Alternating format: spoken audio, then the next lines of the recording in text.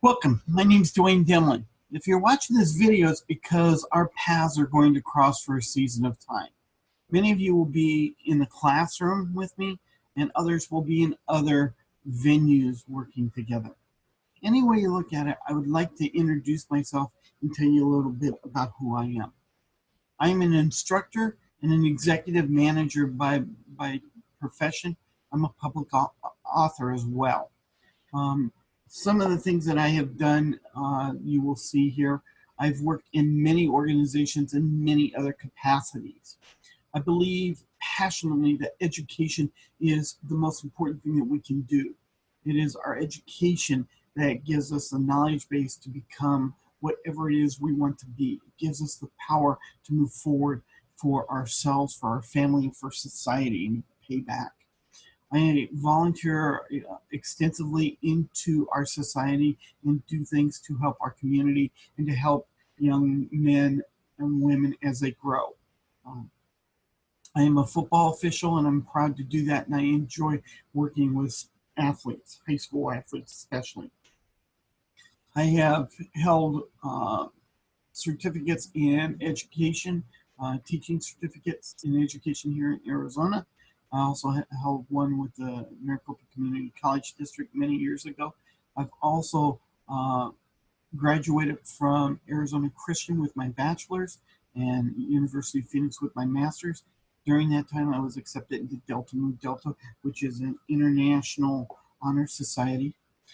Some of the awards and recognitions I've been given, I have demonstrated here. One thing that is very important to me is my family. Right now, right here, this is Leslie. Leslie is from England. She is my wife to be and one of the most important women in my life. The other one in this picture is little Angel. She is a Australian cattle dog that is 9 years old, and those are the two most important women in my life. If you look at the other picture sitting right here, this was from my graduation about a year and a half ago. You're not seeing any type of trick photography. Those are my brothers, and yes, we are triplets, which has posed a very interesting aspect to my life as we've grown up. I have a daughter right now. She lives in New York. She has given me two grandchildren, a granddaughter Larissa and a grandson William, and I'm very proud of all of them. That's a little bit about me.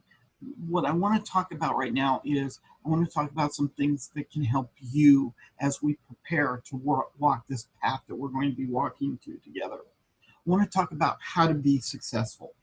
And there are some keys to being successful that we can talk about no matter what that's in. One of them is it takes hard work.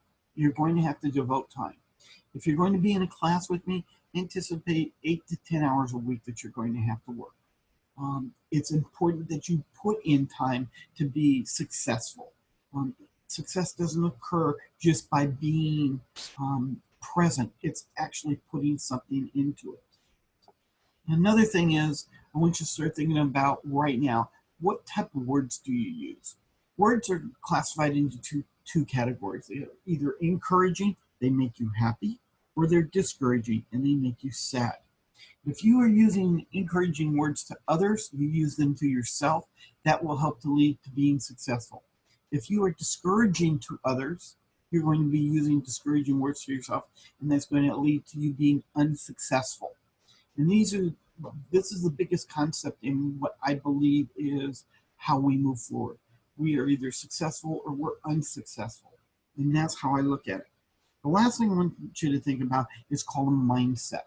There are two types of mindsets. One is called a growth mindset, and the other is called a fixed mindset. You are on a path here going into school to learning or even in a work environment. You need to be able to grow. You need to be able to change because life is dynamic. I also like what this one little quote is right here, although I'll talk about that in a moment. Failure is an opportunity to grow. I don't like the word failure, so I want you to take that word out because failure is a negative word. And by nature, we as individuals are not looking to be failing at anything. We want to succeed. So I would rather you take the word failure out and say unsuccessful. The only way to actually fail is if you don't try or if you give up trying. That's failure. And each one of you, if you're with me, you're working with me, I'm going to do everything I can to get you to be successful. This other one right here, failure is the limit of my abilities. That's what's going to stop you from being successful. So I want you to constantly think about being successful. That's my goal to help you to do. Okay, let's talk about expectations. I have expectations for you if you're working with me in a classroom. I have expectations if you're working with me and I'm leading you. So let's talk about that. The first one is always strive for excellence. Nothing else is acceptable. No one is perfect, but that doesn't mean that we can't strive to be perfect. If we strive for something less than perfect, you're going to be less than that. That's not what we're looking for.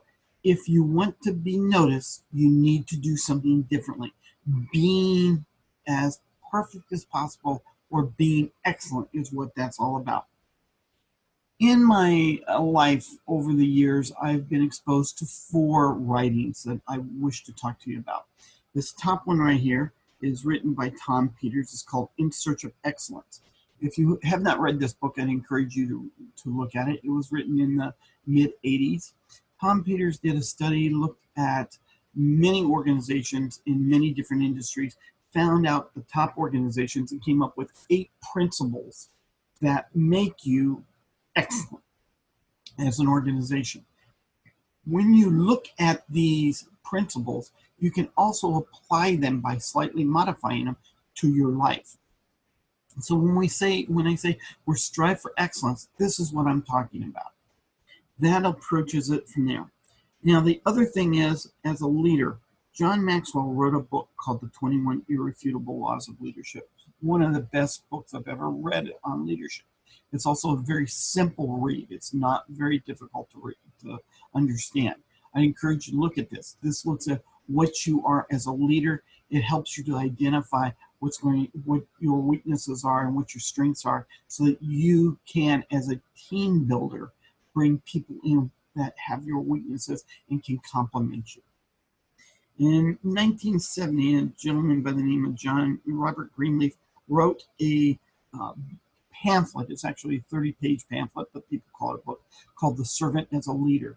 This is the skills and this is the type of philosophy that I use as a leader. I think you can make your whole basis of what you're performing work or in school based off of this. So that's another one. And during the last few years, I was exposed to this book. It was called Why Work Sucks and How to Fix It. It was written by Callie Bressler and Jody Thompson. They are 2 women that worked at Best Buy. They came up with this. It's called The Results Only Work Environment, or ROW. This has been a philosophy in my approach in management since I can remember. I never put a term to it, but they have, and the term fits. I encourage you to look at these 4 books. They will only get you to be better at what you do. Now, that being said, the next thing I want to talk about is complete your assignments on time. Everything that we do, whether it be in a classroom or if we're in another environment, we're going to have assignments. We need to have these assignments done on time. Okay?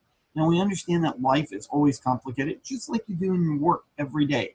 If there's something that has happened, please make sure that you communicate. Communication is exactly what you want to do in your professional environment as well. People know what's going on. They will be able to address things and work with you on it. It's not anything wrong with saying, I need a little help, and explaining what it is. So please think about this. The last thing I want you to consider about is what's going to set you apart from every other person. You want to get a job, you want to get that promotion. What's going to do it? Pay attention to the details. This is the one thing that most people don't do. So I'm hoping that our time together, I can get you to understand that excellence and paying attention to detail are part of the same thing. So as we move forward, this gives you a little bit about my expectations and something about understanding what success is. The ultimate goal is I am here to help you to be successful. Do not hesitate to reach out to me if you have any type of problems or questions, all right? Looking forward, I can hardly wait till we work together and we get started on our path. But until then, I will see you later.